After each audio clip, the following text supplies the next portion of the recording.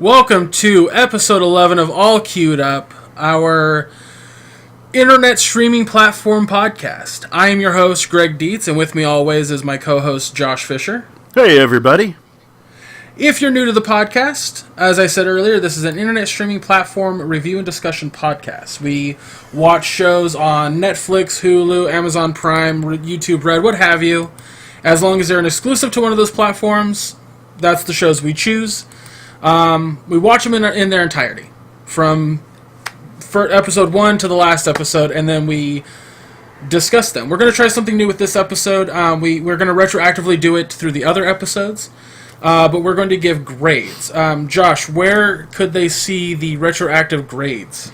Oh, they could find those on our YouTube channel. I'll update those, but that is All Queued Up Podcast on YouTube. Okay. We'll have more links at the end of the episode, but what we're going to do right now is we're going to get into the first show, which is going to be the Cloverfield Paradox. Just so you know, the other two shows are going to be Devilman Crybaby and Altered Carbon.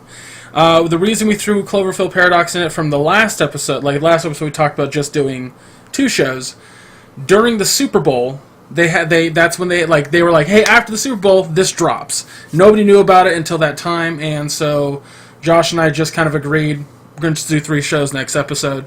So, here we go. Cloverfield Paradox. Josh, do you want to go ahead and run the synopsis of the Cloverfield Paradox? Sure thing. Basically, in the near future, there is an energy crisis on Earth. The Cloverfield station has a multinational crew that is supposed to test the Shepard Particle Accelerator, in the expectation that it will generate enough energy for the world's nations and solving the energy crisis. However, their experiment goes wrong. There are damages incurred to the station, and it opens a portal to another dimension with a parallel Earth. They also find a woman that has been entwined with wires and cables behind a bulkhead wall of the station, and they learn that she worked in an identical Cloverfield station in another dimension, and now their task is to find a way to return to their own dimension and solve the energy crisis problem at the same time. All right. So as Josh had stated in the synopsis, the important thing to keep in mind here, if you've seen Cloverfield, which is the one with the giant monster, or 10 Cloverfield Lane, which is one with everyone in a bunker, and it turns out it's aliens on the surface. Spoiler alert. This movie explains how all of that came to be. Not only did it open a portal, or transport them to a different universe, it caused all universes to kind of simultaneously and in a specific way, maybe not specific, maybe totally random, but merge together.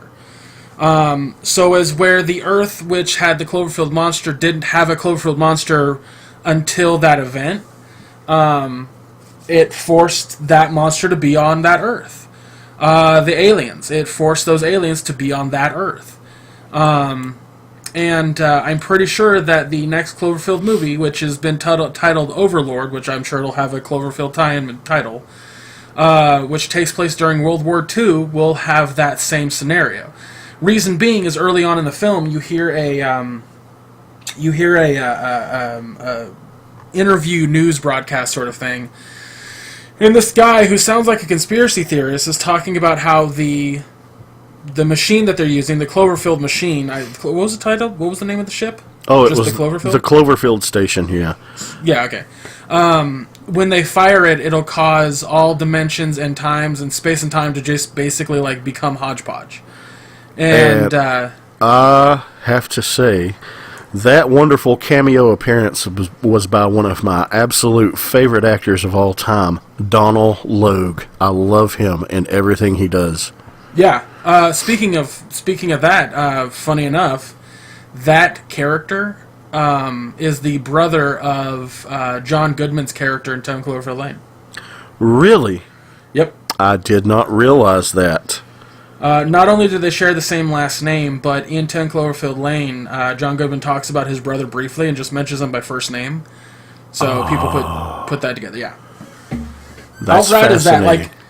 Like that's what I love about this Cloverfield anthology of movies. Like, whatever happens in the next Cloverfield movie, we now know why, because of the Cloverfield Paradox. So that with that out of the way, with that nice little connection, with that rad little thing. Now let's talk about the movie as a whole. Let's talk about what, like, as a plot-driven film, is it good? I enjoyed the hell out of it. I absolutely had a great time watching it. It's super weird sci-fi, right? Like, it's that weird-ass sci-fi that you get on, like, the Sci-Fi Channel, but it's not totally, like... the acting's not bad. It doesn't feel like it was written in a 12th grade class, you know? Yeah. I mean, some people argue that. Some people will say that it does. But I don't agree. I mean, they... Is it a perfect film? No. Oh, no. It's not a perfect film, but it's a fun film. The acting was pretty solid, I felt. Yeah. I mean, there was some... The characters were just really enjoyable, especially Mundy, the maintenance scientist. He was very enjoyable. Yeah. I would say the woman that she was trapped in the wall, that actress. Yeah, Jensen. Elizabeth Debicki was her actress. She, in my opinion, had the worst acting. She was very stiff. Very stiff, very cardboard-like. But I think up until the end, I want to say. Yeah, I think that was by design, though, for the character. There were moments where she was supposed to emote more, and she didn't. Like, it just seemed like she was out of it, kind of thing. Like, I mean, if I'm wrong about that, it just seemed stiff. Like, it seemed like she was supposed to emote more, and she didn't, like, kind of thing. So, but no, there were some really, really rad, like, bits that, like, when what was the character? Monday. That's right. The guy who had his arm cut off. First off, that whole bit was awesome. Oh, like, absolutely love that. Like, the traveling in dimensions, like, because they didn't just travel to a new dimension, they were in multiple dimensions, like, regardless. Mm-hmm. Like, they didn't really go too much into it, but what it clearly was that everybody that was on that ship was from an alternate dimension. That it basically just pushed everything together in a weird way. Do you get what I'm saying? Like the captain, the guy, the Keel. Yeah, Keel. Like, he had suspicions about the German guy, whereas he previously didn't. Where did he get those suspicions? Well, clearly he's not from the same dimension. Okay, you know what? I didn't actually pick up on that. I honestly that was didn't. Something. That was something that I gathered really early on, because I was like, why is the ship deforming? Why are certain characters acting slightly different than they did at the very beginning? There was just a lot of crazy things like that. Like, I didn't think that the worms inside the Russian dude, I didn't think, like, they just moved there. My interpretation of what that was that, the worms from a different dimension and him were sharing the same space at the same time. Okay. Yeah, that would make sense. So that's what I gather. But the movie doesn't tell you this immediately. There's a lot of ambiguity. There really is, and I want to go back and watch it again. I want to actually go back and watch all 3 of the Cloverfield movies now, but I really enjoyed this. I thought the production values were fantastic. Oh, yeah. The effects were really good, but it boils down to, the psychological aspects, the philosophical aspects that it raised. The main character, Hamilton, you find out she's up there because she wants to prevent tragedies. She wants to prevent other people from suffering like she did. Apparently, she had stolen energy with a power cell, and it caught fire, and it burned her house down and killed her and her husband's 2 kids. Yet she finds out this mystery woman that appears on their ship, Jensen. Her and Jensen were friends, and in Jensen's dimension, Jensen was on the ship and not her. But she finds out, oh, my kids are still alive. She decides to stay behind when they figure out how to solve the problem and get the ship back, the station back. Yeah, because that one guy, I think it was the captain, was like, this is not your home. Yeah, they're not your family, they're hers. She's like, no, those are my kids. And the whole psychological aspect is like, I can have my family back. It's like, can you really? They're not your family. It was just interesting stuff to me. And I like that it raised those points. Yeah, it's there's so much, like, because of the ambiguity, it forces this really cool philosophical narrative that you and I both picked up. And man, I just absolutely, like, that was another thing, was the core of the ship, the thing that stopped them from being able to find the Earth. Mm-hmm. And it turned out to be in the Russian guy. Yeah. What was really funny about that was I didn't, like, a lot of audiences, a lot of people that I've talked to were just like, oh, when they moved, it shared the same space. And I go, let me ask you this: how did the worms, the core, and that guy all share the same space at the same time? That doesn't make any sense. The worms and the core were in different locations. Mm-hmm. So how do they share the same space? They didn't. The Russian guy had the core in him already. Because he's not from the dimension with that crew. The crew we saw in the very beginning of the film, like, Universe A is what we see. They moved to Universe B, but the Russian guy's from Universe C, and Kiev is from Universe D. You know what I'm saying? Yeah, exactly. Okay, I see that. So that's how I interpreted it. Mm-hmm. I haven't gotten any confirmation if that's what they were intending to do, but also that's how I want to interpret it, because I love alternate universe situations. Oh yeah, absolutely.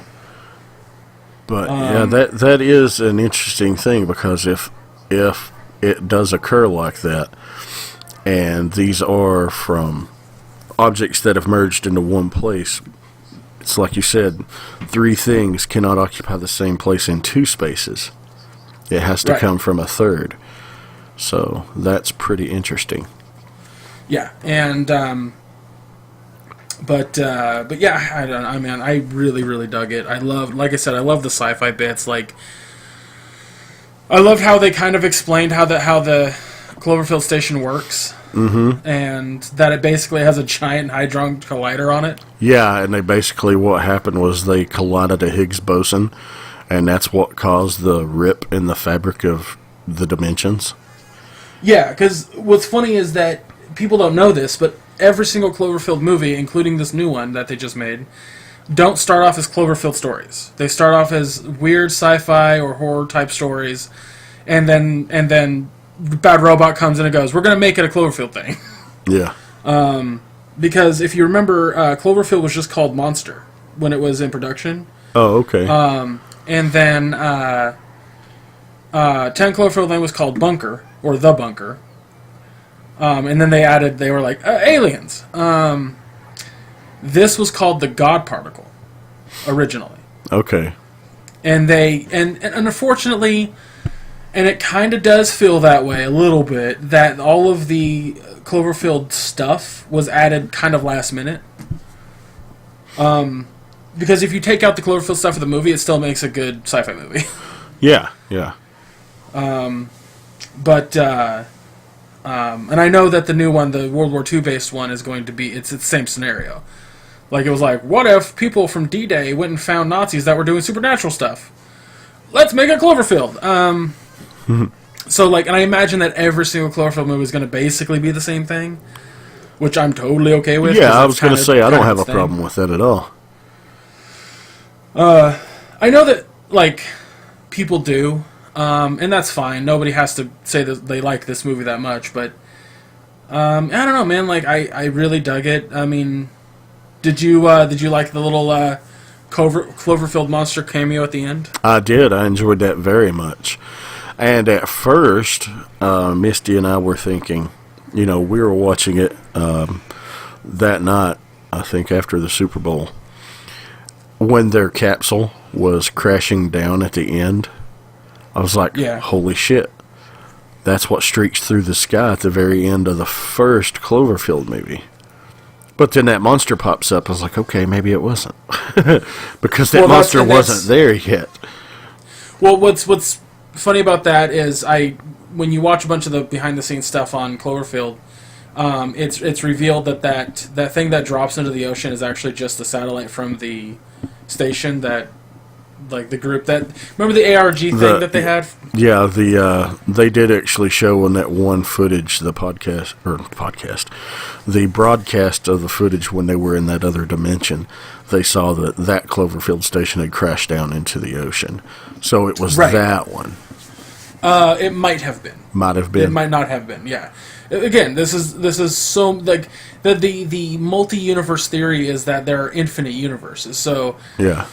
What you have to glean off of this movie is that everything that happens on a specific Earth could be one of an infinite number. True. Like, so what we saw in the first Cloverfield movie is not necessarily directly connected to the events of the Cloverfield Paradox or even 10 Cloverfield Lane, but the cause of what happens in the Cloverfield Paradox is the reason for the events in the others.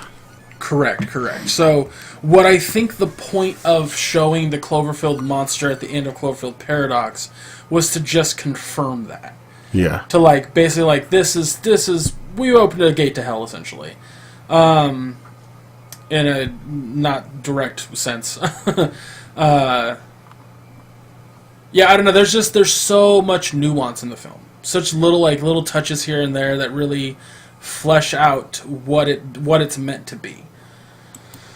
So, I highly recommend. We're gonna get into our scoring right now, our grading it, like we're teachers, and this is a project made for us specifically. Again, this is a new thing for us, guys. So if this is something you enjoy, let us know. But Josh, why don't you go ahead and grade Cloverfield Paradox? I'll give it a solid B. It was entertaining. It's not going to win any Academy Awards, but it was 102 minutes of fun. It had some really cool sequences that made you go, holy shit. And it kept me on the edge of my seat the entire time, wondering how this was all going to play out. I really enjoyed it. It was a good time. Solid B for me. Okay. I'm going to give it a B minus, which is not too far down from you. It's like a 1 point. But the reason I'm giving it a B minus is because the movie starts to get a little heavy onto itself towards the end. When the station starts to fall apart and they have to go down and fix it, and then, like, Mundy dies and explodes. Like, all of that seemed a bit too, like, well, we have to kind of move the story forward as fast as we can. That's what it felt like.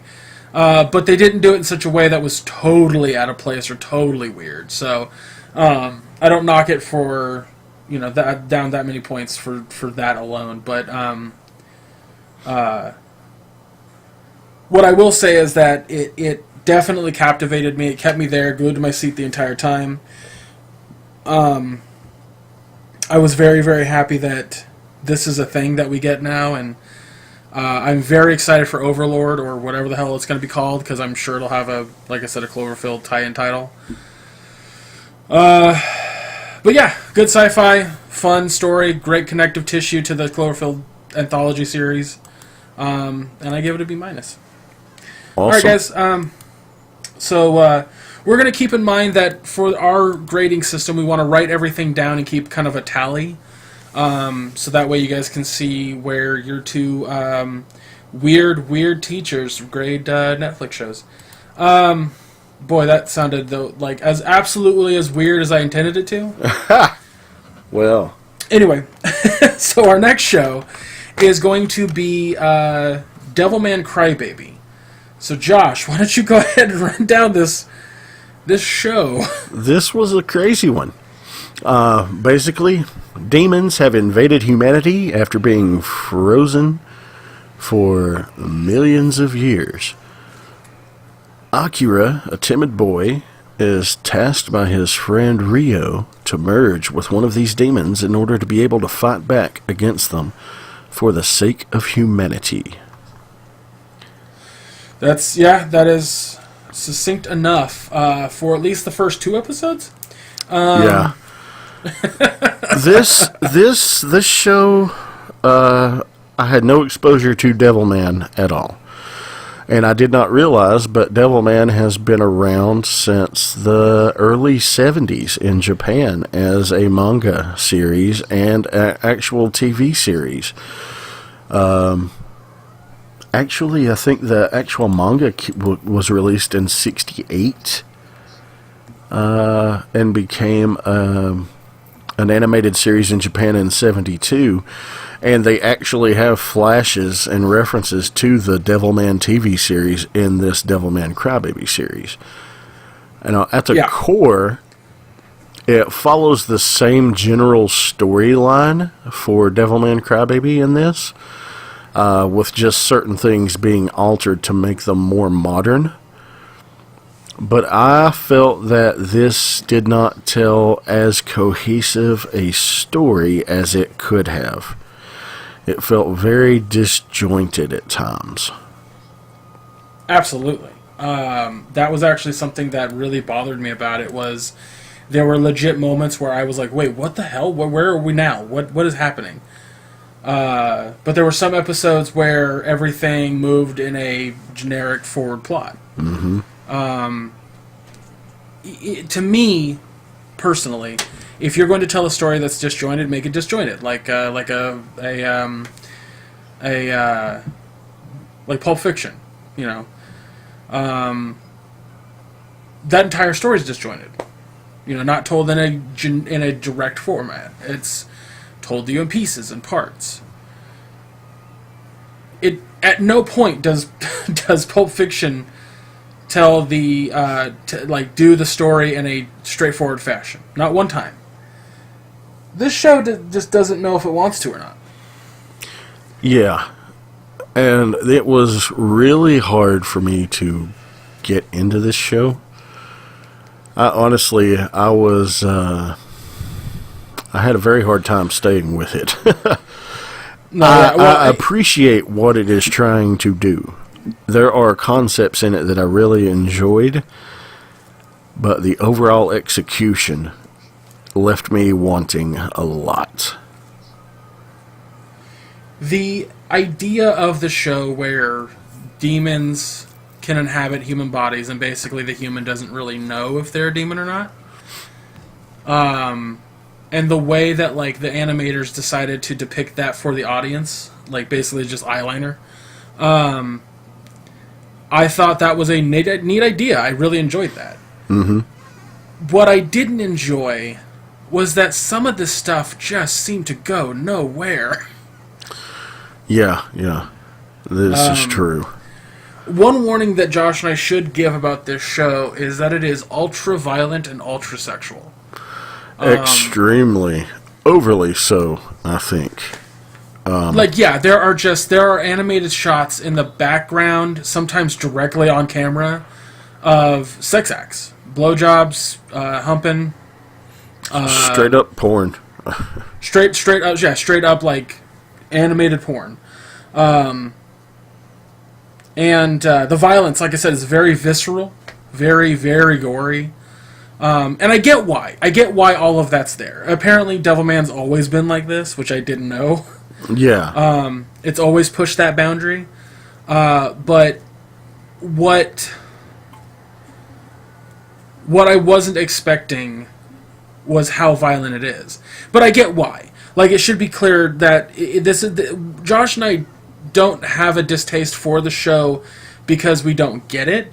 We totally get it. One of the big themes of the show is that humans are gross and they're violent and they love sex. That's just how they are. So the show is going to represent humanity in a very grotesque manner. Totally get that. Totally understand that, and I'm 100% behind it. Doesn't mean I have to enjoy it. Yeah, exactly. I felt that this could have been a lot better show. They didn't have to depict as much of the sexual situations as they did in the manners that they did. I don't have a problem with it if it serves the story. But just showing it over and over and over and over, not serving the story at all, once it's established, it doesn't need to be reestablished and reestablished. Okay, we get it. Demons have sexual lusts. Okay. Do you have to keep showing me that every single episode? Do I have to see demonic shark boobs fly off of a demon? And all these demons take different forms. Yeah, it's rough. It's rough if you're not expecting it, primarily. And Josh and I absolutely were not expecting it. Anthony, the guy who runs Mission Start Podcast, the guy who gave us our start. First and foremost, fuck you. Secondly, you're going to receive a package in the mail. I want you to open it on stream on Mission Start one Sunday night. Like right over your keyboard, if you can. Yep. Is this a bad anime? Oh, that is conjecture at best. Like, that is subjective at best. I'm going to subjectively say yes. Objectively, I've, based on anime that I've seen, and I've not seen a lot of anime. And I know there's really, really solid, strong anime. I know there's really good anime, average anime, and I know there's bad anime. I'm going to put this in bad. I did not care for it. I hated the animation to Aeon Flux.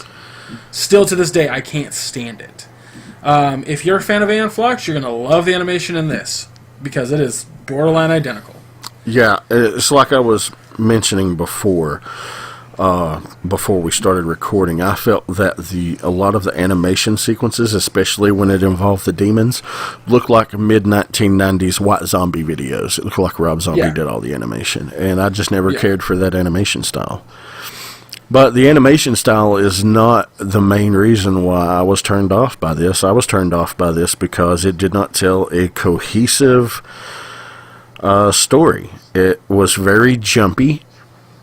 I learned more in reading about the history of the influence of this show than I did watching the actual show. The show shouldn't... If a show is based upon a property, I don't feel that it should leave you confused, wondering, okay, why was this done this way? And I just, I felt that it could have been... It could have done a lot more with the 10 episodes it was given than it did, had they left certain things out and focused on a more cohesive story. There's a breaking point in the story where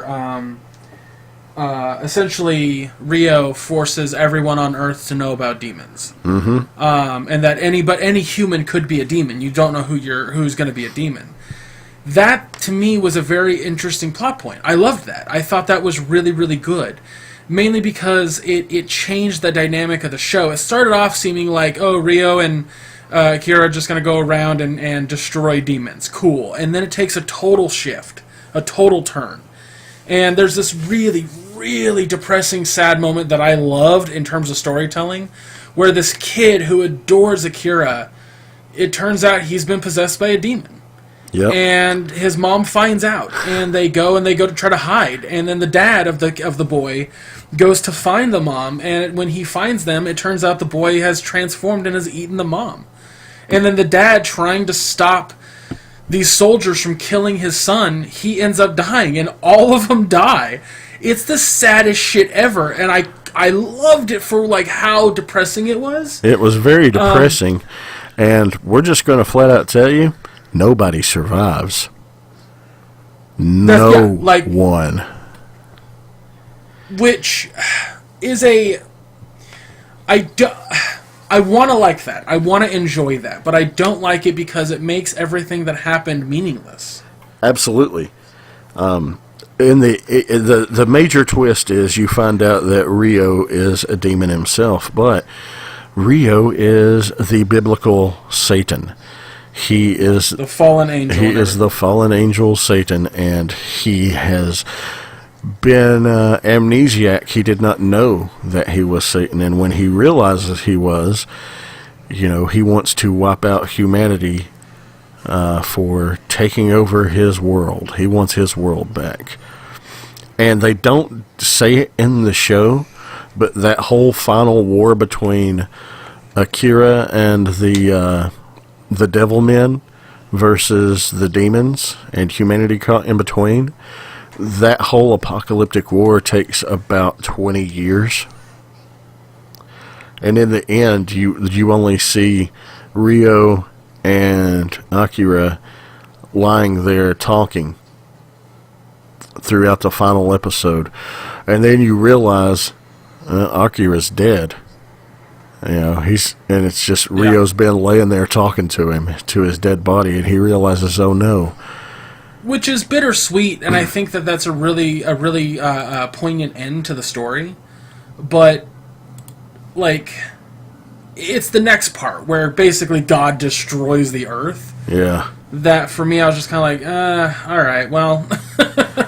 You could have just left it as, okay, I finally learned how to love. I've learned emotions, and now I'm going to spend it alone eternally. What have I done? Live with the consequences of your actions. But no, it's like, okay, now you're going to be punished. Yeah. It was very. What we're going to do, we're going to move on to grading. Sorry, I got to get used to that. We're going to move on to grading. I will go first, and then I'll let you grade, Josh, since you did the first show. I'm going to give this a C-.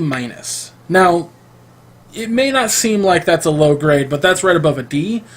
C- is passing. And I think that this does deserve a pass, just on the fact that it does push boundaries, which I'm totally for. I'm totally for the ultra-violence. I'm totally for pushing people's sensitivities, and that's great. I think that that's very important, and there was a lot of there was a lot of times where it was very important to the storytelling. Mm-hmm. Especially the ultraviolence. The ultraviolence was 9 times out of 10 important to the storytelling. However, I think that the way that the story is told, as disjointed as it is, but also not disjointed at certain times, really bothered me.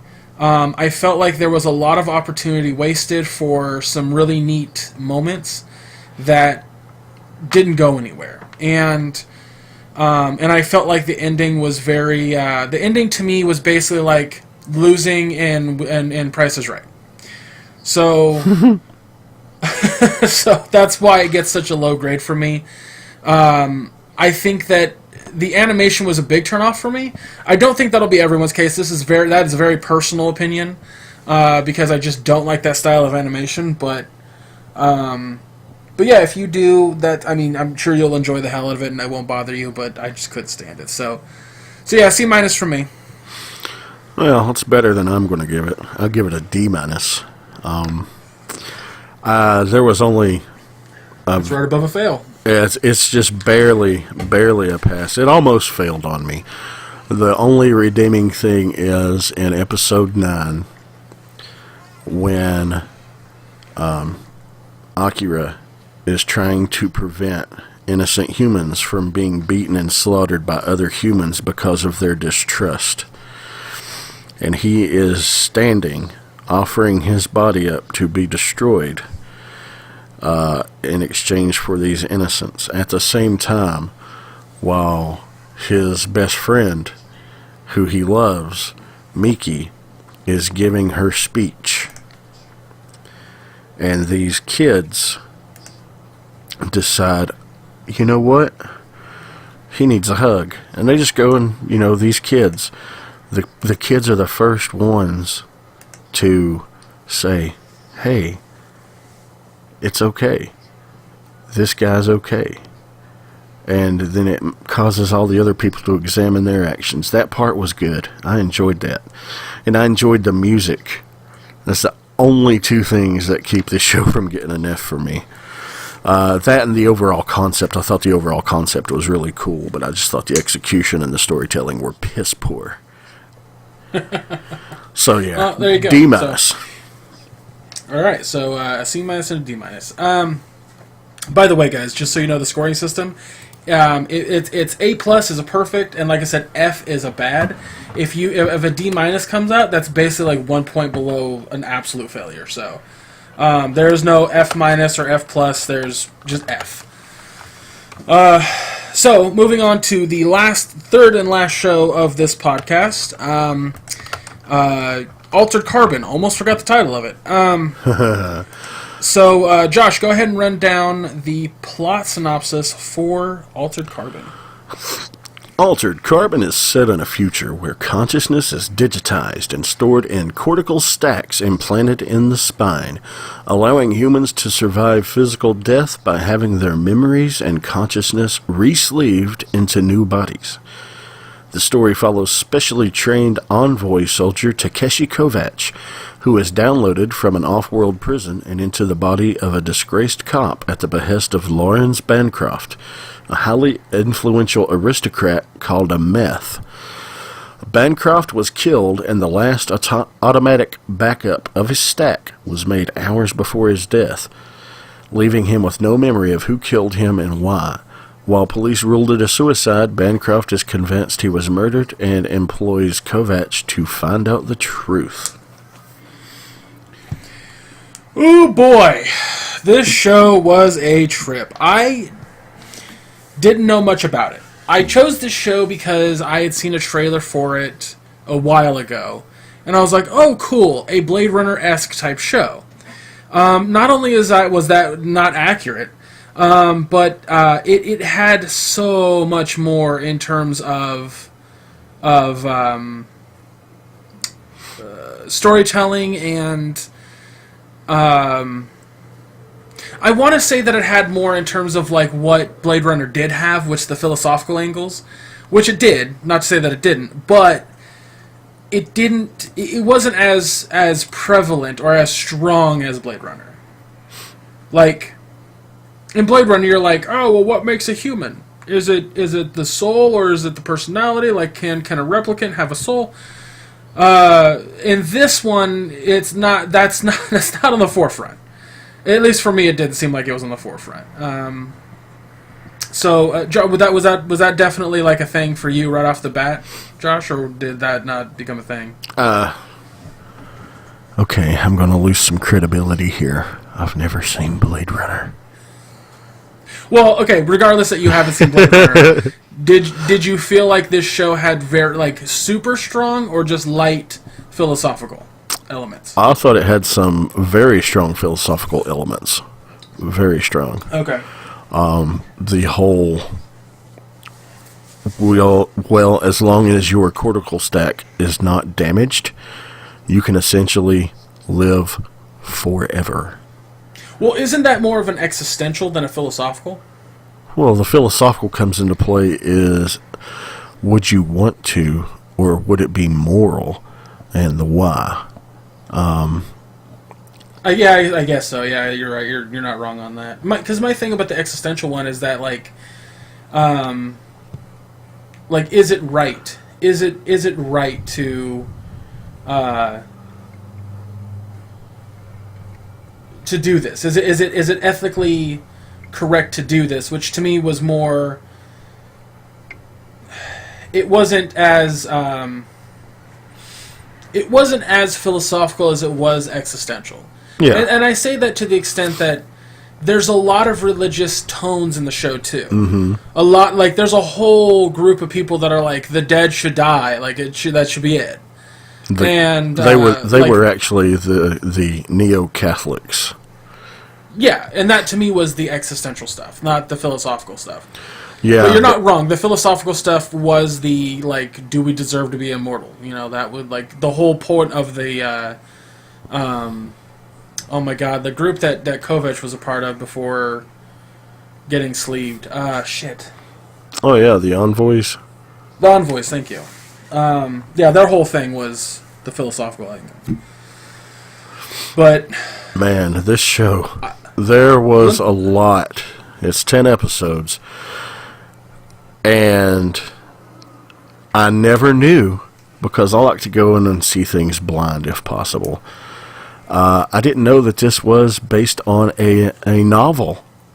And it's a series of novels, but this Altered Carbon series was based on the first book, Altered Carbon. Upon finishing this show, I immediately looked this up to see if there would be a second season. Found that out, and I immediately ordered the first novel off of Amazon. So that's I love that you were just like, I'm going to spend more money on this guy. This world, this universe was Josh, straight up, fascinating. Before you finish any other thoughts, I want to commend this show for doing something that I personally adore. And that's, we don't go into the first episode and it's just like, in the year 2182, they discovered how to do this. And then by this time, this and this, and now we're living in a dystopia. They thrust you into this world. Yeah, they give you no exposition. It's just, boom, here you are in your face. and then the story world builds. And it world builds so well that by the end of the season, you're just like, I know everything there is about this future. It's beautifully shot.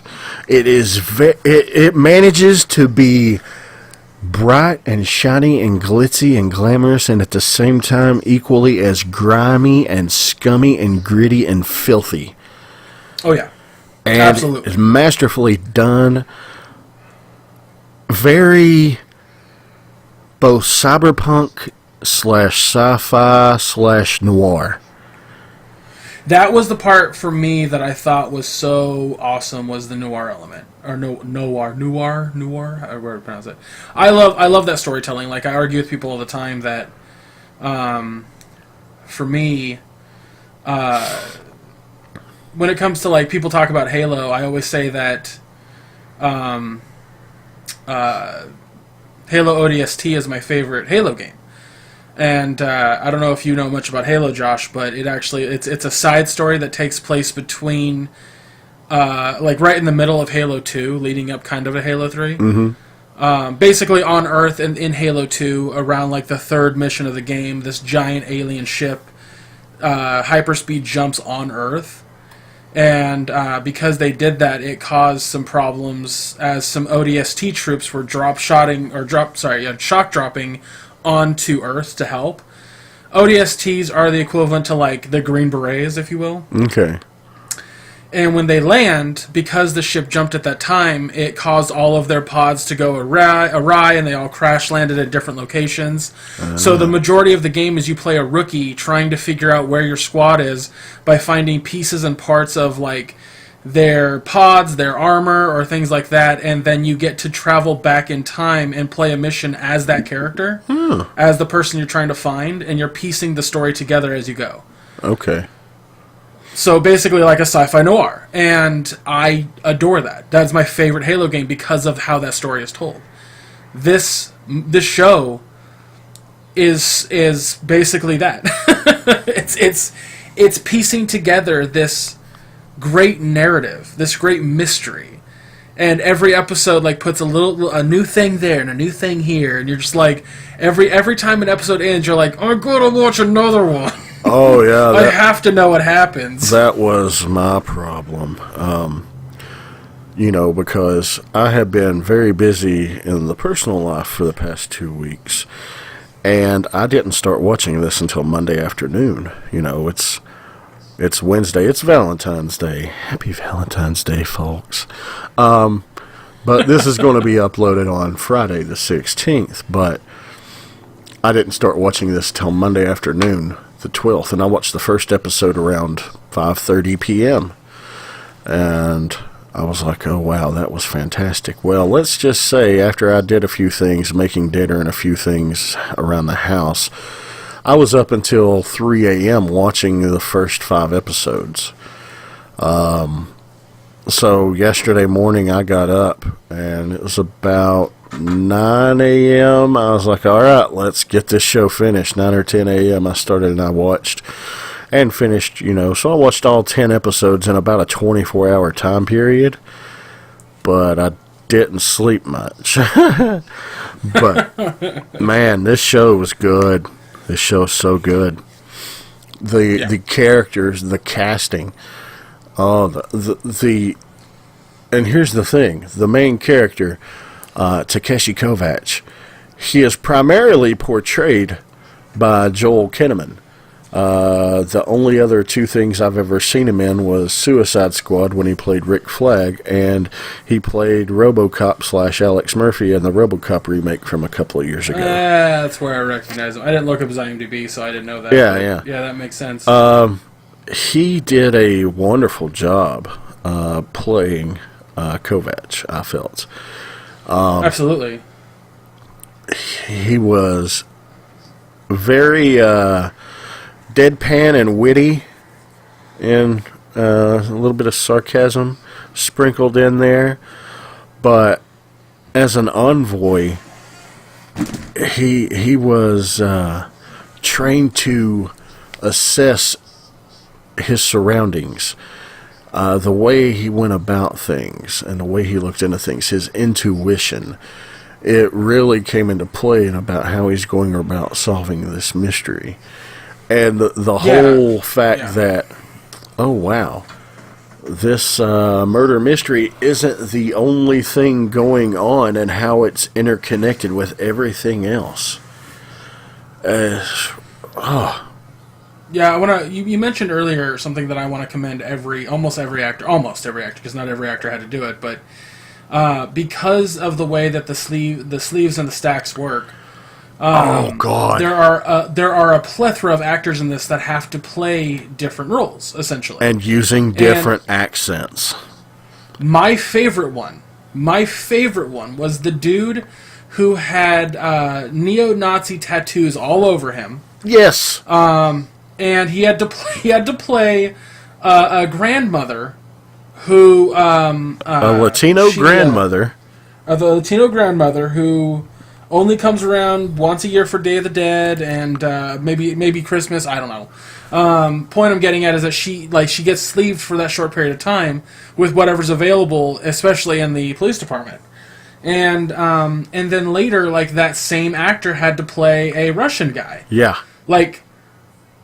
I was so impressed by his ability. Flawless. It was, or the guy that had to play the mom for the majority of the movie or show. Sorry, the girl's mom that was trapped in her own stack. Oh yeah, Yeah, I'm drawing a blank on names too. Wait, no, you cut out. Oh, sorry. The Discord, Audacity caught me. So that's going to sound weird on your guys' end. No, the girl that was trapped in her own stack and her dad was working with Kovacs the entire time. Oh, okay, yeah. Lizzie. Yeah, Lizzie. Mom. Her mother was Ava. Ava. So the guy who had to play Ava, because her body was they didn't have access to her actual sleeve. He played it very effeminately, yeah. Yeah, but not too effeminate. Not like your classic straight guy trying to play a gay guy, but not your Jack from Will and Grace, but more in the line of it was a female. You could clearly tell that he had to play a mom. Mm-hmm. And I was like, this is so good. So good. Yeah. That's what oh my God. And it was any time an actor had to change roles, the detective, what's her name? Ortega, thank you. That actress there was a moment in it where her body gets, I don't know if it was a copy or if it was her actual sleeve, but the villainess, if you will, of the entire series was inside that sleeve trying to get to Kovac. Oh, it was at her actual body. So not only did the woman have to play Ortega, but she had to play Ortega, but pretend like it was Kovac's sister pretending to be Ortega, and then switch immediately into it. So the accent shifted almost immediately, and it was in the same scene. I was just like, give her an award. So I just commend any actor that was in this show that had to play multiple roles because of this, the way that the Sci-Fi works in this. Like, it was well done. Oh, so good. I really enjoyed it. Is there anything else that stood out to you in the show, Josh, that we already haven't addressed? Oh, digital torture. Virtual reality torture. That was amazing. That was incredible. I mean, just the idea that if you're captured and your consciousness is uploaded to VR and you are tortured until you're killed and then re-uploaded, tortured until you're killed, re-uploaded, tortured until you're killed. Your mind is aware of every single instance this occurs. Your body feels that physical pain. Yep. But your body doesn't take the physical damage, but it feels that pain. It is disturbing and fascinating at the same time. Yeah, because what's crazy is that if you feel actual pain in our reality right now, and then immediately there's a very quick release of that pain, you feel amazing. And watching this, I kept thinking, like, there's gotta be people in this world that'll upload their consciousness to a VR, feel pain in there, go immediately into the real world and feel no pain, but immediately have that rush of, like, dopamine and stuff. Mm-hmm. Like, I have to imagine that's a real thing because of what we saw with the torture. Yeah. That's what's so fascinating to me about this world. Like, speaking of what we were just doing, is that, like, they don't explicitly say half of this stuff exists. You just know it does because of the way the world is, like the way that they've built it. It was an extraordinarily crafted. Yeah, you'll have to let me know when you read the book if there's more information about the way the world works. Oh, I absolutely will, because if I enjoy the first book, I'm immediately going to go buy the second and the third. Yeah. I was going to say that there's... Oh, man. I mean, sometimes, and not often, the book is better than the adaptation. But, yeah, I don't know. I'm interested to read the book, too. I don't know when I'll be able to, but yeah, I was very, very happy with how things were done in the show. I have this thing when it comes to stories that if you have a world that you've built, if you have a world that you've built, you have to, what was I going to say? If you've built, wow, I am really sorry, audience. Let's give an example to kind of get what I'm getting at. In Hunger Games, they don't tell you about the world. They don't tell you about how things got to the way they are. They just are. This story does the same thing. And it never takes its time to tell you about the history of the world. It just is the way that it is. There's off-handed lines of, oh, it was aliens that helped us make, like, alien technology that helped us make the stacks. Okay, yeah. That's all we need to know. We don't need to know more. We could, but it's not important to the story. The story is about Kovac, and the story is about his journey in this particular time. Mm-hmm. So the fact that they didn't cater to those people who are like, well, I want to know more, was so good to me. Like, that's what I enjoyed the most. So that's what I was trying to convey, but it wasn't coming out right, so I apologize. It's okay. We got there. And a lot of times I am the kind of person who I want to know more. But in this, would you like to know more? I'm content. Starship Troopers reference. I'm content in not knowing as long as I can just spend more time in this world. I don't have to know how it got that way. I just want more of it, if that makes sense. Yeah, absolutely. I completely agree with you. Which, this is the first time I've ever watched a movie or a series and immediately wanted to buy what it was based off of. So, big thumbs up to that. Kudos to that. Real quick, before we move on to grading it, there's a small Game of Thrones Easter egg in it. Oh, yeah? Yeah, so you haven't watched Game of Thrones, have you? Never. Okay. Never seen an episode of Game of Thrones or read any of the books. First off, Josh, you would love it, because this show... I know I would. The way the show is filmed and directed, it takes major inspiration from Game of Thrones. To the extent that one of the churches in a shot, you see the stained glass window, and it has this 7-pointed star at the top of the stained glass that is the exact same design as the 7-pointed church in Game of Thrones. Oh, okay. So, thought that was a little fun Easter egg. But yeah. Speaking of, one more thing. Poe, love him. Oh, yeah, yeah. That guy was amazing. It was a very, very sad moment when I hoped that he wasn't actually dead. But yeah, when he bit the dust, I was, no pun intended. Yeah. I was upset about that. Which it's hard to get, like, here's the thing. It's hard to get me to be upset about characters because I look at them in such a different way than most people. I don't get that attached anymore just because I know what happens when you get attached. I read a lot of Walking Dead comics. Like, I know what happens when you get attached to characters. Well, congratulations, Altered Carbon, because guess what you did to me? You big old jerks. Yeah. Yeah. And that's just another aspect of what makes this show so good. Yeah, I 100% agree. So, all right, we're going to move on to grading. So I'm going to go first on this, Josh, just because I know that you probably have a higher rate or higher grade than I do. Possibly. So I'm going to give this show a solid A. Not an A+, but a solid A. Because there are elements to the show that I did not like.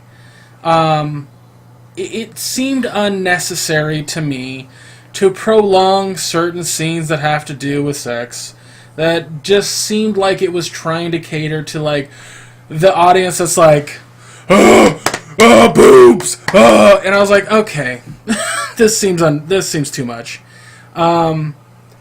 So because of that, I just that turned me off a little bit, and I kind of saw what they were doing, but the rest of the show was outstanding. The music, the acting, the cinematography, the visuals, the way the world building was throughout the story, like, everything was stellar. It was outstanding, and unfortunately, this show took a little bit of a backseat to Cloverfield Paradox coming out, because everything blew up over that, and they came out around the same time. So I really, really hope that there's enough people that listen to this podcast that'll check out our Altered Carbon, because it needs a second season. It needs more content. I could not get enough of what this show was trying to show me and trying to do. I give it a solid A. I also give it a solid A. Oh, wow. I thought you were going to give it an A+. Well, it's got to be perfect for an A+. All right, fair enough. And out of everything we've watched, I don't know if anything would get an A+. I'd have to go back. But this is... We're going to say, if this were an A, and an A is typically a 93 to a 99, this is solid 95. It's a good, strong A. The acting is phenomenal, especially when a character has to dip into different accent. When They just do so well when they have to do completely different body languages because they're a different character, even in the same body. So well done. The music, absolutely well done, and the use of songs that they actually use. The covers of some of the songs. I know they covered Marilyn Manson at the end of one episode. I forgot about that. The visual stylings of this show. No joke, Josh. If you liked the visual stylings of this show and you liked the philosophical angles of this show, go back and watch Blade Runner, honestly. Well, I own the director's cut on Blu-ray. I just have not made time. I'm not living my life properly, apparently. But I'm telling you, this is, of 2018, the things we've watched. It's Valentine's Day. It's early. It's hard to say, oh, this is the best thing I've watched all year, considering there's only 6 weeks into the year. But yeah, in these first 6 weeks, this is the best thing I've watched all year. I 100% agree with that. It is absolutely wonderful. I'm going to watch it again because, fortunately, Misty has only seen one episode, and I get to rewatch the whole series again. I might actually get to watch it with my folks, so I'm excited about that too. And I want to go back and watch it and see what I missed on in the early. See if there's little details I've missed out on early on that would be more apparent. To see if things are more obvious or if they're still subtly there. But yeah, it is a fascinating show. It is a rough show. There are extreme amounts of violence. And there are extreme amounts of violence against women. There are acts of sexual aggression and borderline rape against women. But arguably, unlike Devilman Crybaby, where it just seemed out of place and unnecessary, this all makes sense. And it was in place and necessary because this is part of how the world is. This is a violent, rough world. Yep. And as a result, it's like, oh, real death is not a very common thing. So the aggression is higher. The level of violence is higher because of this thing. I think that comes into play. So these things are absolutely necessary to depict, and they can be a turnoff for some people. So keep that in mind. This is a rough watch in places. But it's absolutely a wonderful journey, and I highly recommend it very, very much. Yeah, if it gets like a solid, if any show that we give gets an A, you should check it out, 100%. Check it out on your own leisure. No, watch this show. Yeah, clear. Take a rainy day, take a sick day, whatever you're doing. Take a day. Or a couple of evenings, whatever. This definitely is an amazing show to watch. It only takes 12 hours to get through. It's no big deal. All right, so... Not even. All right, guys, we're going to call the episode there. I've been looking forward to recording this all week, just because this show's amazing. Devilman Crybaby was not, and I really wanted to talk to Josh about both, so there's that. So with that being said, guys, next episode we are going to cover a show that Josh pointed out that I still haven't seen the trailer to, called Everything Sucks, which I think is a comedy, right? Yeah, it appears to be a comedy set in the mid-90s. Nice. Nice. Yeah. And the other one we're going to do is something interesting, but it's an Amazon original, Amazon Prime original, The Tick. I'm a big fan of the cartoon. Big fan of the Patrick Warburton live-action version, and I've read quite a few of the comics, and I love The Tick. Adore The Tick. Have not seen or watched or read anything that I didn't enjoy of The Tick, so there's that. I have watched the first 6 episodes. They're going to be adding in the last 6 here very soon, and I think that... I think it's time that we review the show, because they're going to be adding them here soon, before we record the next episode. Awesome. So that being said, guys, thank you again for listening. We really, really appreciate your continued support. If you'd like to be a guest on the show, or if you have questions, or if you wanted to suggest the show, you should contact one of our social medias, which Josh will run down for you right now. Also, email and Discord. Go ahead, Josh. Absolutely. You can find us on Twitter at Queued Up Podcast. You can tweet to us there. When it comes to email, we are all queued up podcast at gmail.com. We have a WordPress site, which is allqueueduppodcast.wordpress.com. And you can find us in audio versions on Podbean, Stitcher, iTunes, and Google Play. And we have a YouTube channel where I upload all of our audio versions with image slideshows to our YouTube channel, which is All Queued Up Podcast on YouTube. And we have a Facebook page where you can follow us along for news, which is All Queued Up Podcast on Facebook. We are going to create a discussion group on Facebook so you guys can join in and talk to us and have discussions with us about our thoughts, your thoughts, what you agree with, didn't disagree with, and hopefully that will be live the next recording so we can announce that to you then. All right, there you go. That's awesome. That's everything, guys. Josh literally ran down everything. Josh, since you're on a roll, get off that roll. You put butter on the roll, not your butt. Okay. But also let them know where they can Hot find buttered ass. Let them know where they can find you. Oh, they can find me on Twitter at ensabanur1976. That is ENSABAHNUR1976. And also on Twitch. I do the occasional Twitch stream. Not very much lately, but, might be getting back into that a little bit more soon. Where I'll be doing random miniature painting, model building, or video game streaming at twitch.tv/ensabanur76. Same spelling. And that's me. Where can they find you, Greg? You can find me on Twitter at ChubRockGeek. That's primarily where I post most of my stuff. I also have a Facebook and an Instagram under the same name, but don't really use those. But feel free to follow those if you want to as well. I also do 2 shows on the Mission Start Podcast Twitch channel.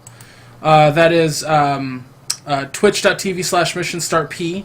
The first show is a Sunday night video game news podcast where Anthony and I run down all the news that happened during the week on... or just about video games, sorry. I was like, what do we do? I don't remember. But that one's a lot of fun just because we do have a pre-show and a post-show where we just kind of shoot the shit with everybody. And it's fun. But definitely come check that out because we do interact with the chat as much as possible, even during the podcast.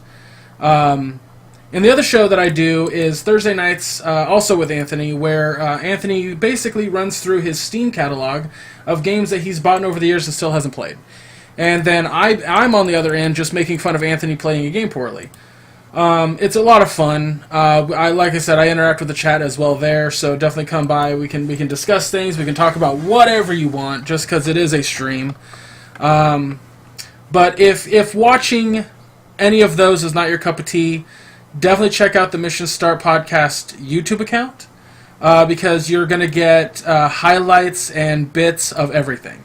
Anthony's been slicing up parts of the podcast and just putting up like the 10-minute discussion parts instead of like the whole podcast. And as for the Thursday show, he's putting up 10-minute highlights. So it's been a lot of fun. I really enjoy doing those with him. But yeah, that's about it, guys. Again, next week we're gonna be, or not next week. I'm sorry. I do that every episode. Next episode, which will come out on. Let me pull up a calendar because I don't have the 23rd. Oh, thank you.